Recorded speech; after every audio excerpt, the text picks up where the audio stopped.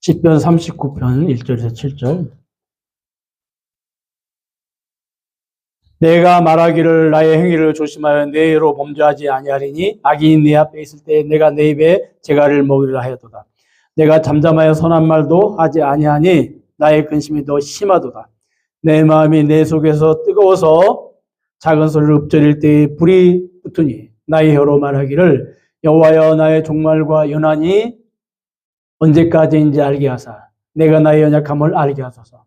주께서는 나의 날을 한 뼘 길이만큼 되게 하시매 나의 인생이 주 앞에서는 없는 것 같사오니 사람은 그가 든든히 서 있을 때에도 진실로 모두가 허사뿐이니이다. 진실로 각 사람은 그림자같이 다니고 헛된 일로 소란하며 재물을 쌓으나 누가 거둘는지 알지 못하나이다. 주여 이제 내가 무엇을 바라리요 나의 소망은 주께 있나이다. 아멘. 여러분과 저에게 문제가 발생했을 때 하나님은 그 문제를 해결해 주시기도 하시지만 하나님이 진정으로 원하시는 것은 그 문제를 통하여 우리가 깨닫기를 원하십니다. 그런데 이런 하나님의 뜻을 알지 못하면 우리가 문제를 만났을 때에 우리는 그 문제를 해결하는 것에만 초점을 맞추고 열심히 달려가다 보면 문제만 보이지 문제를 통하여 깨닫게 하시는 하나님의 사인은 우리가 보지 못합니다. 오늘 본문에서도 하나님은 다윗의 기가 막힌 문제를 통하여 다윗으로 하여금 깨닫게 하십니다. 문제는 수단이고 깨닫게 하시는 것이 목적인 것을 우리가 본문을 통해서 깨닫게 되는 것이죠. 그래서 지난주에 이어서 다윗의 깨달음, 오늘 두 번째 시간 함께 말씀을 나누는 그러한 시간이 되도록 하겠습니다.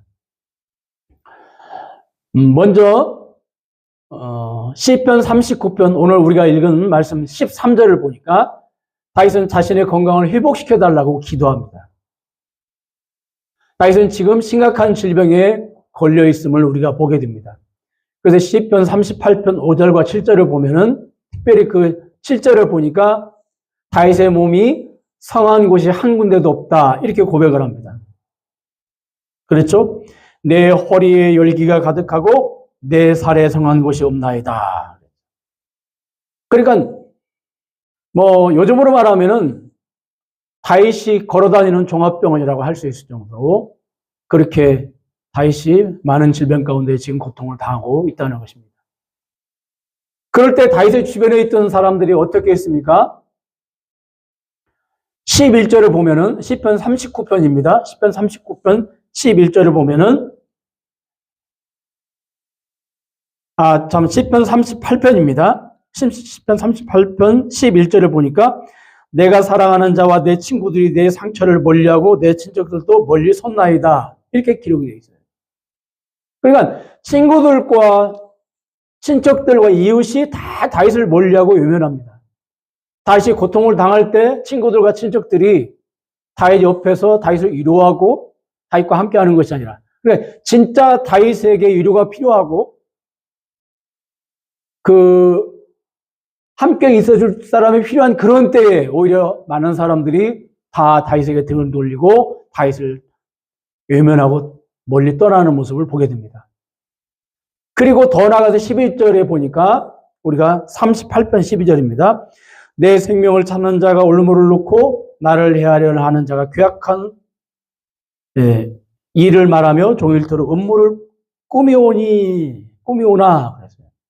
그러니까 다윗을 죽이려고 올무를 놓고 다윗에게 욕설을 퍼붓고 비난의 화살을 돌리려고 합니다. 바울이 옥에 갇혔을 때 오히려 바울을 어렵게 하려고 그러니까 바울이 망하기를 원했던 사람들이 바울이 옥에 갇힌 기회를 틈타서 바울을 더 어렵게 하려고 음모를 꾸민 것 같은 모습을 우리가 여기서 보게 됩니다.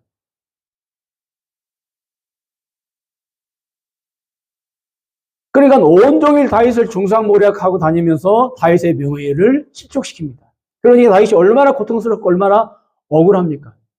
질병도 아프지만 더 아픈 것은 다윗을 자신을 향한 언어폭력이에요. 그것이 질병보다 더 다윗을 고통스럽게 하는 것입니다.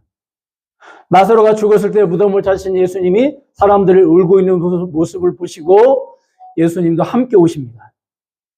다시 살아날 것인데 왜 믿음이 없이 우느냐? 이렇게 예수님 책망하시지 않고 아무 말 없이 우는 자들과 함께 오세요. 그리고 예수님께서 뭐라고 말씀하십니까? 우는 자들과 함께 울라고 말씀하십니다. 그런데 우리는 우는 자들과 함께 우는 것을 잘 못합니다. 특히 우리 한국교회는 굉장히 율법주의적이고 그 율법주의적인 설교를 많이 들은 교인들은 그런 걸 잘 못해요. 우는 자들과 함께 우는 걸 잘 못해요. 주변에 고난당하는 사람들을 보면 자신도 모르게 인과응보적인 시각을 가지고 바라보게 됩니다. 그냥 자신도 모르게 그냥 자동으로 그런 율법적인 그런 사상들이 나도 모르게 이슬비 옷 젖듯이 나를 붙잡고 있는 거예요. 그래서 주변에 고난당하는 사람들 보면은 그냥 예수님처럼 그들과 함께 우는 대신에 먼저 나도 모르게 그냥 자동으로 인과응보적인 시각을 가지고 그들을 바라보게 돼요. 왜 저런 고난을 당할까? 무슨 죄를 지었을까? 나름대로 추측을 하면서 온갖 비난과 소문을 만들어내는 데에 우리들은 너무도 익숙해져 있습니다.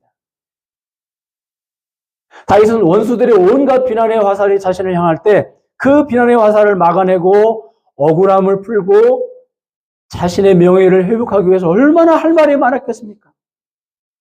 그런데 오늘 본문, 우리가 읽은 본문 시편 39편 1절을 보니까 다윗은 자신의 입에 재갈을 물렸다고 합니다. 재갈.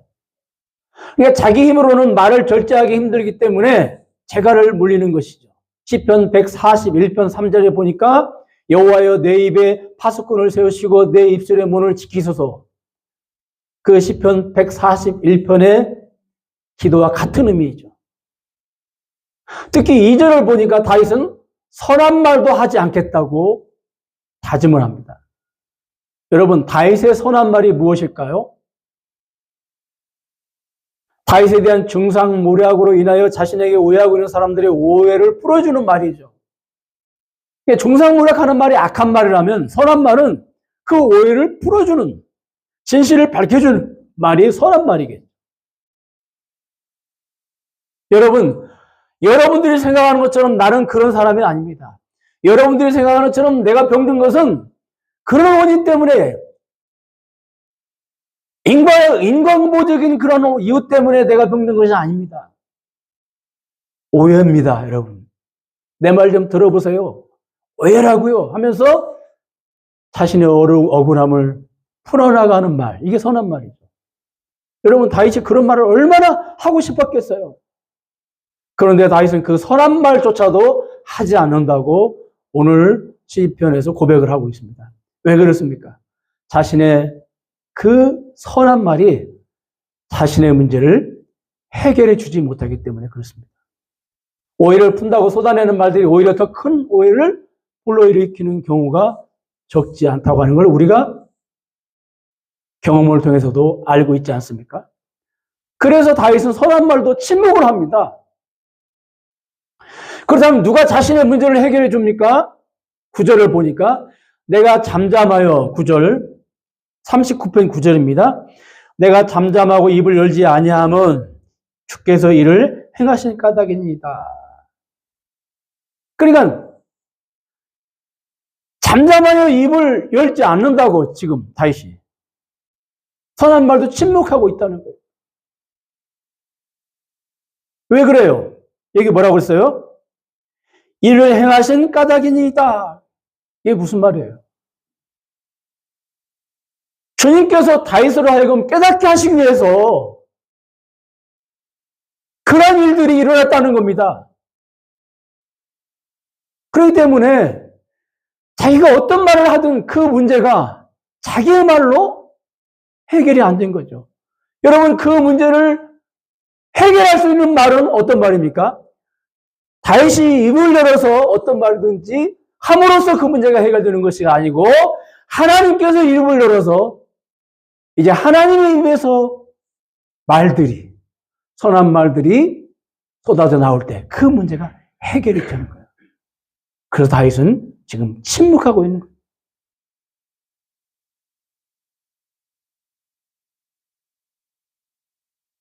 자, 여러분. 그런데 이렇게 다윗이 그 입술에 재갈을 물리고 침묵하고 있을 때 그 마음은 여러분 어땠을까요? 아무 말 않고, 아무 말 하지 않고 침묵하고 있을 때 그 다윗의 마음, 그 마음을 우리가 한번 들여다봐야 되겠습니다. 여기 2절에 보니까, 2절, 하반절에 보니까 나의 근심이 더 심하도다. 차라리 말이라도 하면 그냥 속 시원하겠는데 여기 어머니 보면요. 마음이 쓰라려서 견딜 수가 없다. 그 소리예요.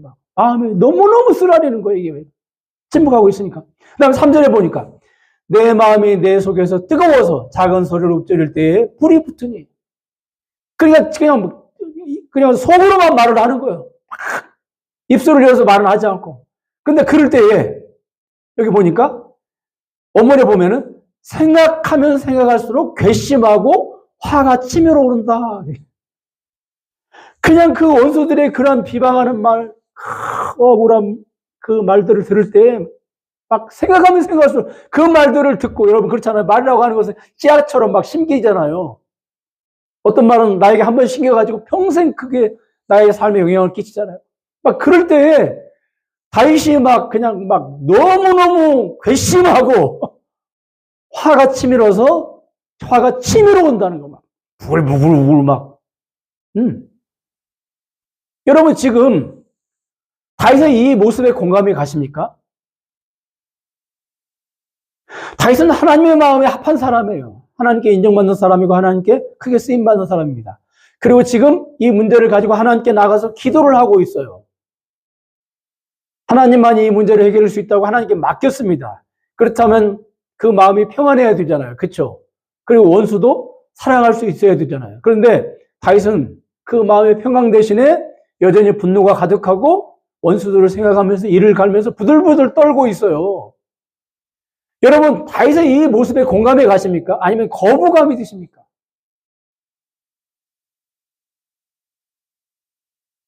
만약 공감이 안 가시고 거부감이 드시면 우리가 아직 원수다운 원수를 못 만나봤기 때문이거나 그 원인이 아니면 우리가 지구에 살지 않고 화성에서 왔기 때문이에요. 성경은 다윗의 모습을 통해서 아담의 후손의 모습이 어떤 모습인지 정직하게 도려내주고 있습니다.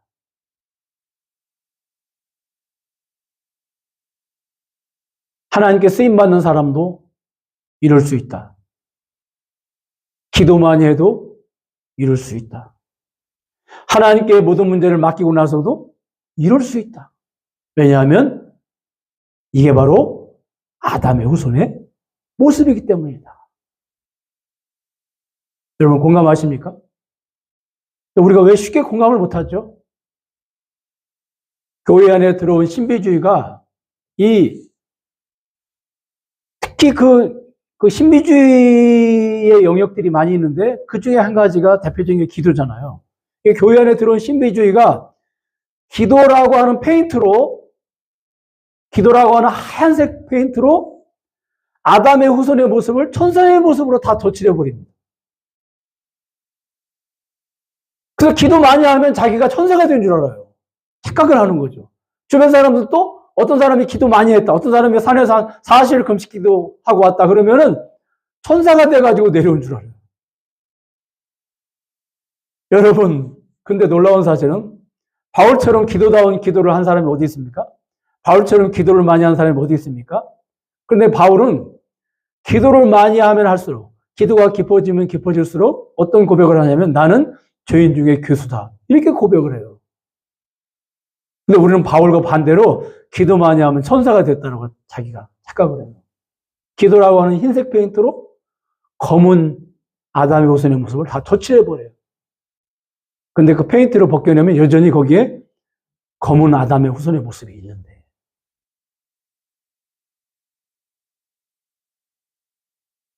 여러분 꼭 기억하시기 바랍니다. 이 신비주의는 기도라고 하는 흰색으로 우리를 덧칠해서 아담의 자손인 우리 실체를 보지 못하게 해버려요. 여러분, 깨달음의 출발은 자신의 정체가 누구인지 아는 것에서부터 출발합니다. 그런데 자신의 정체가 누구인지 모르는데 어떻게 깨달을 수 있겠어요? 그렇잖아요. 내가 누군지, 내가 어떤 존재인지 모르는데 어떻게 깨달을 수 있겠냐고요.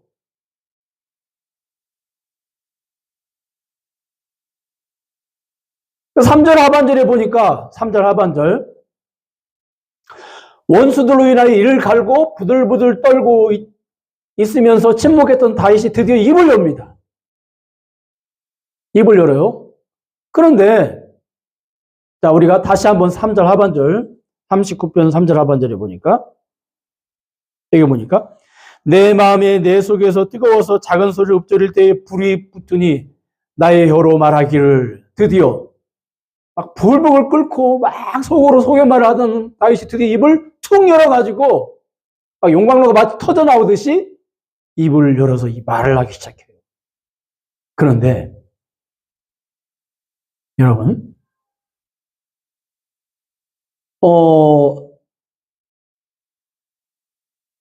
이제 이 모습이 자 보세요. 근데 입을 여는데 자신을 분노케 한 사람들을 향해서 입을 여는 것이 아니고 누구를 향해서 입을 엽니까? 하나님을 향해서 입을 열어요. 하나님을 향해서. 그리고 입을 열어서 원수들을 갚아달라고 입을 여는 것이 아니고, 네. 원수들을 갚아주시라고 기도하지 않고, 자신의 문제를 해결해 달라고 기도하지 않고, 어떤 기도를 하냐면 4절을 보세요. 4절. 자신의 종말과 연한이 언제까지인지 알게 해주시고, 그 다음에 자신이 자신의 연약함을 알게 해달라고 기도를 합니다. 알게 해주시고, 알게 해주시고. 이게 무슨 말이에요? 알게 해달라는 말이 무슨 말이에요? 깨닫게 해달라는 말입니다. 그러니까 다윗은 우리의 예상을 깨뜨리고 원수를 갚아달라고 기도하지 않고 억울함을 풀어달라고 기도하지 않고 깨닫게 해달라고 기도합니다. 그런데 깨닫게 해주시는데 원수들이 깨닫게 해달라고 기도하지 않고 자신이 깨닫게 해달라고 기도해요. 오늘 다윗의 기도를 통해서 다윗은 하나님이 문제를 통하여 깨닫기를 원하신다고 하는 것을 깨달았음을 알 수가 있어요. 그것도 자신이 깨닫기를 원하신다고 하는 것을 다윗이 깨닫게 되었다고 하는 것을 우리는 여기서 발견하게 됩니다.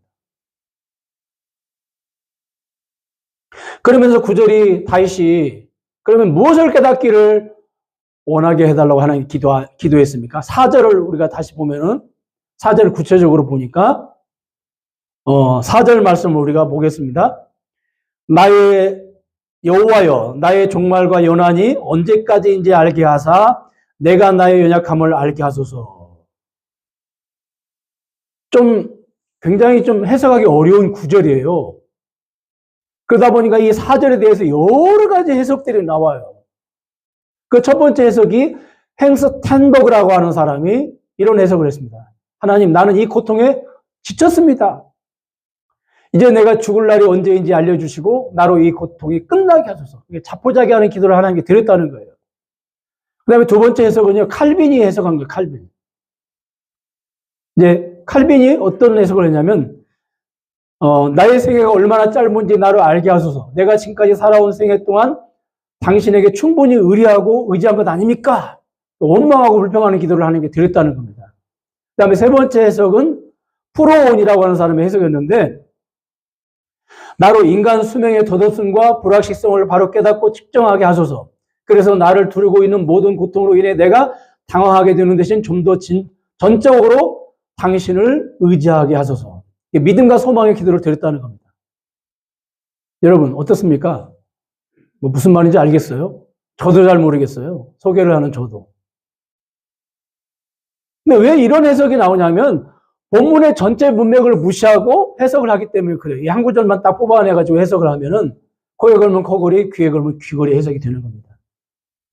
사전 해석은 어려운 해석이 아니에요. 문맥, 전체 문맥을 통해서 이 사절을 보면은요, 한마디로 말해서 하나님, 도대체 나의 인생이 무엇입니까? 도대체 나의 인생이 무엇이길래 나 같은 사람도, 나 같은 사람도, 돈과 권력을 다 가지고 있는 나 같은 사람도 내가 원하는 대로 내 뜻대로 내 인생이 왜 안 되는 것입니까? 내 자식들도 왜 내 뜻대로 안 되는 것입니까? 내 건강 문제도 왜 내 뜻대로 안 되는 것입니까? 이 나라 문제도 왜 내 뜻대로 안 되는 것입니까? 도대체 내가 누굽니까? 도대체 나의 인생이 무엇입니까? 이해 가세요? 이런 다윗의 질문 앞에 하나님은 깨닫게 하십니다.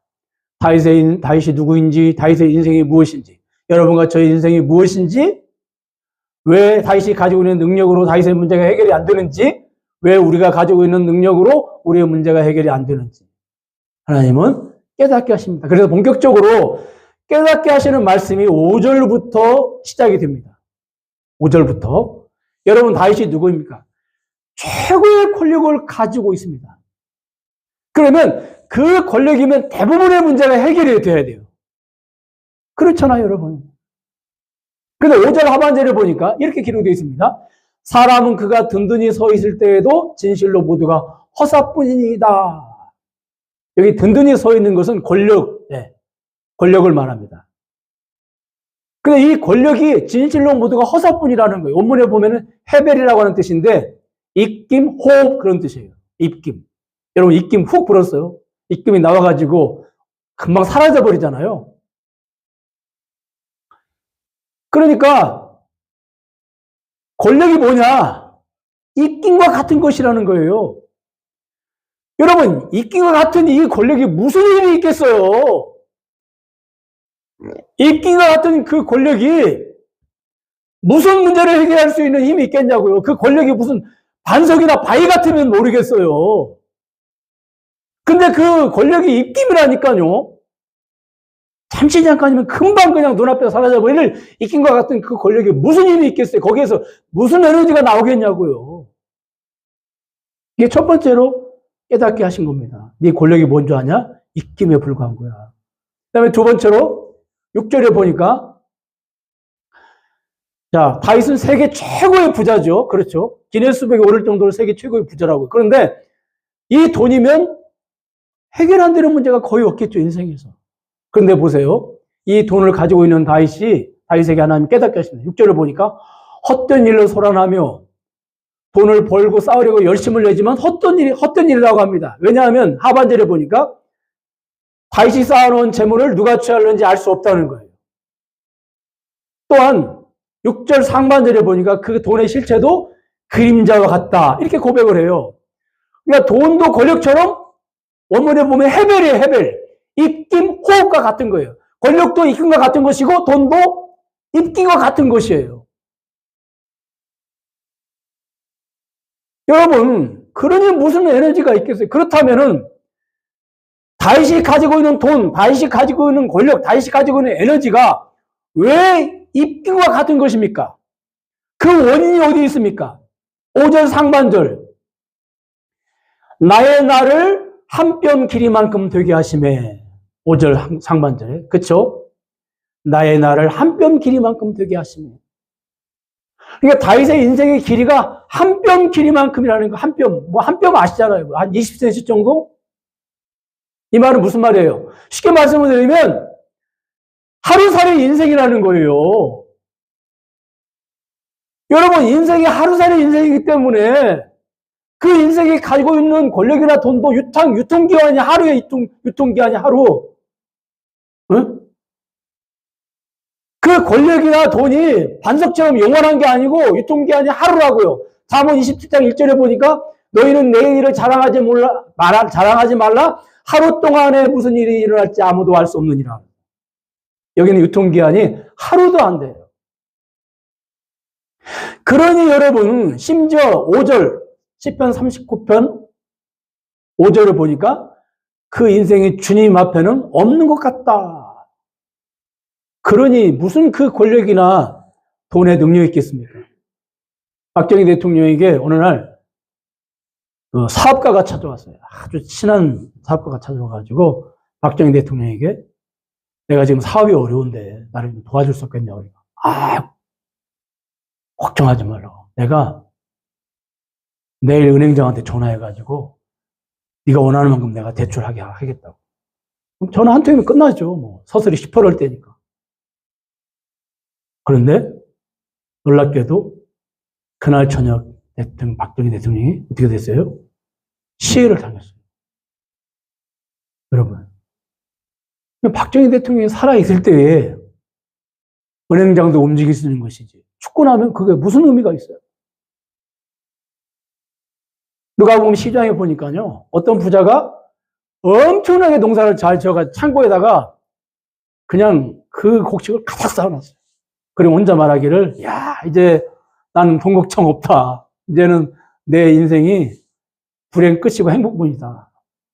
하나님께서 그날 나타나셔가지고, 어리석은 부자야, 내가 오늘 밤 네 영혼을 도로 찾아가겠다.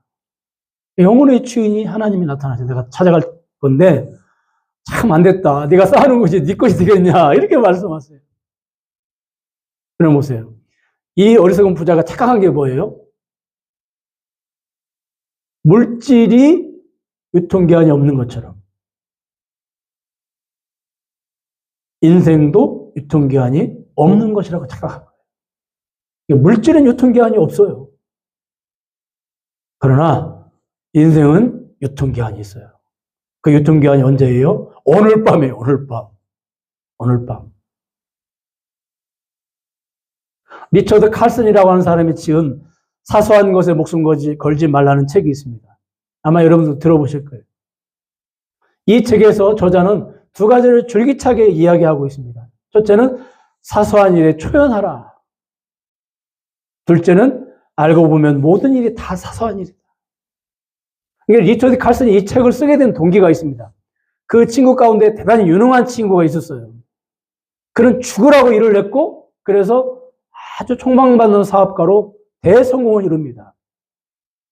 그 결과 재벌가의 딸과 결혼 날짜를 받아놓고 내일 결혼식이에요. 재벌가의 딸과 재벌가의 사이가 되는 거죠. 그의 미래가 정말로 이제 탄탄대로를 겪게 되는 거죠. 재벌가의 딸과 결혼 날짜를 받아놓고 그날 저녁에 잠을 자다가 심장마비로 목숨을 잃었어요. 이걸 본 거예요. 친한 친구의 이 모습을 본 거예요. 그래서 리처드 칼슨은 이 모습을 지켜보고 사소한 것에 목숨을 걸지 말라는 책을 저술하게 되었습니다. 그렇다면 여러분, 하나님은 다윗이 하루살이 인생이라고 하는 것을 왜 깨닫게 하셨습니까? 다윗을 비관론자, 허무주의자로 살게 하시기 위해서입니까? 아니면 네가 하루살이 인생이니까 네가 네 인생을 헛된 데 보내지 말고 정말 가치 있는 일에 너의 인생을 사용하고 선한 일에 열심을 내라. 이 목적으로 다윗을 깨닫게 하셨겠습니까? 물론 뭐 그럴 수도 있죠. 그런데 우리 기독교인들이 그래요. 대부분. 하나님이 우리 인생을 언제 불러가실지 모르니까 내가 정말로 이 땅에서 살아가는 동안에 정말로 가치 있는 일, 정말로 하나님이 원하시는 일들을 많이 해야 되겠다. 이런 생각을 해요. 그 생각 나쁜 생각은 아니에요. 그런데 하나님이 여러분 진짜 원하시는 걸 우리가 알아야 돼요. 그것도 물론 하나님이 원하시겠지만 하나님이 진짜 원하세요. 여러분 우리가 신앙생활 하면서요. 하나님의 기호가 뭔지를 우리가 알아야 돼요. 하나님이 정말로 소고기를 원하시는지 돼지고기를 원하시는지 우리가 알아야 된다고요. 근데 우리는 우리 식대로 하나님의 기호를 평가할 때가 굉장히 많아요. 판단할 때가 굉장히 많아요.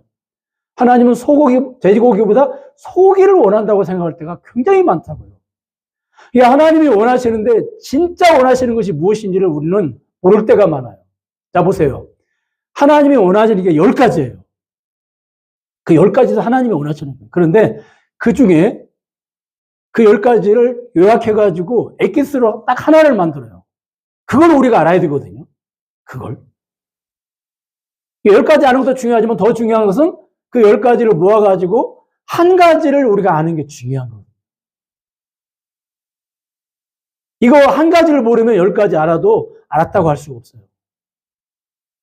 그러면 여러분, 내가 정말로 내 인생이 짧으니까 가치 있는 일에 내 인생을 써야 되겠다. 헛된 일에 내 인생을 낭비하지 말아야 되겠다. 이것도 하나의 하나님이 원하시는 것이죠. 그런데 진짜 엑기스가 뭘까요? 하나님은 다윗에게 이걸 깨닫게 하셔요. 그게 뭐예요? 다윗의 인생에서 가장 소중한 것을 붙잡게 하시고요. 그게 뭡니까? 7절. 7절에 보니까 나의 소망은 주께 있나이다. 네, 바로 이거예요.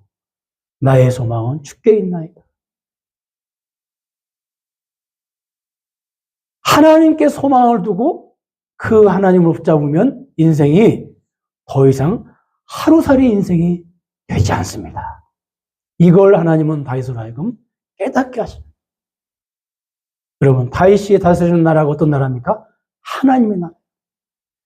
하나님의 나라를 통해서 하나님께서 세상 사람들에게 보여주시기를 원하시는 것이 무엇입니까? 세상 나라는 유통기한이 짧다. 그러나 하나님 나라는 유통기한이 짧은 것이 아니라 그 유통기한이 영원하다. 하나님 나라 안에 들어오면 하루살이 인생들이 하루살이 인생을 살지 않고 영원히 살게 된다 하는 것을 하나님께서 깨닫게 하십니다. 그래서 요한복음 11장 25절 26절에 보니까 나는 부활이요 생명이니 나를 믿는 자는 죽어도 살겠고 살아서 나를 믿는 자는 영원히 죽지 아니하리라. 아멘. 우리가 영원히 존재하신 하나님께 소망을 두고 그 주님과 하나가 되면 놀랍게도 하루살이 인생이 영원한 인생이 됩니다. 여러분, 하나님께 소망을 둘 때만 인생의 허물을 극복합니다. 우리의 삶의 의미를 찾게 됩니다. 우리 인생의 목적이 뚜렷해집니다. 그러므로 하나님께 우리가 소망을 둬야 됩니다. 그렇다면 결론 부분에서 다윗이 자신의 인생이 무엇인지 처음 깨달은 것입니까? 여러분, 다윗은 보이는 하나님 나라를 다스리는, 하나님 대신에 다스리는 왕이에요. 그러니까 하나님 나라를 다스리는 왕의 첫 번째 깨달음이 바로 무슨 깨달음이 되겠어요? 세상 나라는 짧지만 하나님 나라는 영원한 것이다 하는 걸 사람들에게 보여줘야 되잖아요. 그러니까 다윗이 지금 왕이 된 지가 굉장히 오래됐잖아요. 근데 다시 이것을 지금 처음 깨달았다는 말입니까? 다윗이 하나님과 합한 종이라고 그러는데 하나님과 합한 종이라는 말은 무슨 말이에요?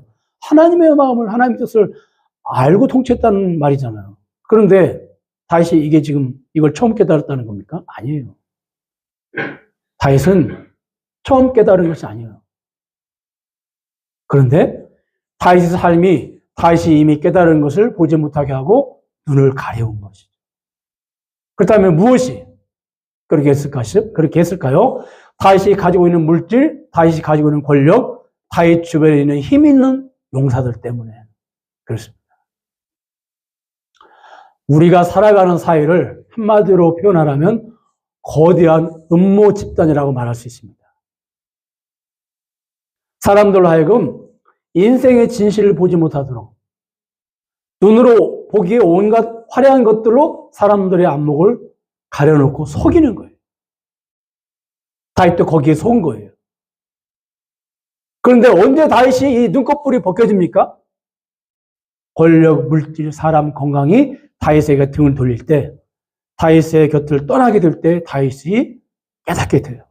다시 다윗의 깨달음이 회복이 돼요. 눈꺼풀이 벗겨져요. 화려하고 웅장했던 것들이 다윗의 눈을 가렸는데 그것들이 벗겨지고 나니까 이제 제대로 보게 돼요. 깨닫게 돼요. 다시 깨닫게 돼요. 그렇다면 신앙의 선배 다윗이 시편 39편을 통해서 우리에게 주고자 하는 메시지가 무엇입니까, 여러분? 너희들도 나처럼 다 잃어버려야 깨달을 수 있다. 이 메시지입니까? 다윗이 우리에게 주고 싶은 메시지가 이 메시지예요. 너희들도 부를 다 잃어버려야 깨달을 수 있다. 너희들도 건강을 다 잃어버려야 깨달을 수 있다. 이 메시지예요? 그렇지 않습니다. 우리가 참 이 한국교회 안에 너무너무 이 미신적이고 무속적인 것들, 이런 것들이 너무너무 특히 그 인과응보적인 것들, 이런 것들이 너무 많이 들어와가지고 참 심각해요. 그런 중에 한 가지가 뭐냐면, 금술이 좋은 부부가 누가 뭐 먼저 배우자가 세상을 떠나요. 그러면 사람들이 뭐라 그래요? 그냥 자기도 모르게 툭 튀쳐나와요. 하나님이 질투하셔가지고 하나님보다 배우자를 더 사랑해서 하나님이 데려가셨대요. 아무 생각 없이 그렇게 말을 해요. 되게 신령하게 생각이 들어요. 그런 말을 들으면. 그런 말을 한 사람이. 갑자기 잘 나가던 사업이 부도가 났어요. 그러면 또 뭐라 그래요? 하나님이 하나님보다 돈을 더 사랑해서 그렇게 하셨다는 거예요. 아니, 그것만 있습니까? 하나님이 그 풍요로운 물질 가지고 선한 사업에 쓸 수도 있잖아요. 그렇잖아요? 근데 그냥 그렇게, 아주 그냥 그렇게 말을 해버려요. 여러분, 기억하시기 바랍니다. 정말 그렇습니까? 절대 그렇지 않습니다. 잘 들으세요. 하나님께서는 이렇게 극단적인 방법을 사용하시지 않고도 우리를 깨닫게 하시는 자료들이 너무 우리 주변에 많아요. 이게 극단적인 방법을 쓰시기도 하시겠지만 극단적인 방법은 특별한 경우고 이 극단적인 방법을 쓰시지 않고도 우리를 깨닫게 하시는 자료들이 우리 주변에 너무나 많기 때문에 굳이 이 극단적인 자료를 하나님은 쓰시지 않는다는 거예요. 여러분, 우리는 다윗처럼 모든 것을 다 잃어버리고 나서야 깨닫는 사람들이 아닙니다. 하나님이 주시는 말씀으로 하나님은 우리에게 깨닫게 하십니다. 기도를 통해서 깨닫게 하십니다. 내 안에 계신 성령께서 깨닫게 하십니다. 내 주변에 있는 형제들, 형제 자매들의 삶을 보고 깨닫게 하십니다. 또 형제 자매들과 교제를 하면서 또 깨닫게 하십니다. 문제는 깨닫게 하라고 우리에게 주신 이 안테나가 녹슬고 휘어져 있어서 그 깨달음의 자료들을 수신하지 못하는 거예요. 그래서 이 깨달음의 안테나의 녹을 벗겨내고 깨달음의 안테나에 그 휘어진 안테나를 바르게 세우면 수도 없이 많은 이 깨달음의 자료들이 물밀듯이 쏟아져서 들어옵니다. 아침에 창문을 열고 새소리를 들을 때에도 하나님이 깨닫게 하세요. 형, 오빠, 나도 걱정하는데 왜 걱정해? 나도 하나님 먹이시는데 형을 안 먹이겠어? 오빠를 안 먹이겠어? 걱정하지 마. 참새가 깨닫게.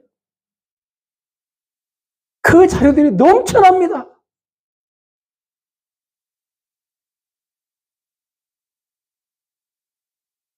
여러분, 우리가 기억해야 될 것은 정말로 깨닫게 보면은 내 문제가 더 이상 문제가 아닐 경우가 많습니다. 정말 심각한 문제는 따로 있다고 하는 것을 발견하게 돼요. 우리가 사실 하나님이 우리에게 주신 문제를 우리가 붙잡고 기도해서 그 문제를 해결을 했어요. 해결받았어요. 그런데 그 문제를 통해서 해결을 받았는데 그걸 깨닫지 못했다면은 하나님의 문제를 통해서 우리에게 주시고자 원하시는 그 은혜에 10,000분의 1만 받은 거예요. 9,999개는 놓치고 만 거예요. 근데 우리가 어떤 문제를 놓고 우리가 하나님 앞에 나아가서 깨달았다면 그 문제는 여전히 그대로 있고 내가 깨달았다면 9,999개의 은혜를 받은 거예요. 그럼 우리가 진짜 깨달으면 뭐 저도 항상 그걸 망각하지만 모든 문제가 문제의 원인이 나에게 있다. 그래서 나는 항상 착각하죠. 내 환경에 있다. 내 주변에 있다. 그렇게 착각하죠. 그런데 깨닫고 보면은 모든 문제의 원인이 나에게 있는 거예요. 그리고 물질적인 것에 있는 게 아니고 영적인 것에 있는 거예요. 영적인 것에. 믿는다 하면서도 겨자씨만한 믿음도 없는 것이 문제고, 너무 바쁘고 분주해서 기도한다고 하면서도 기도다운 기도를 못한 것이 문제고,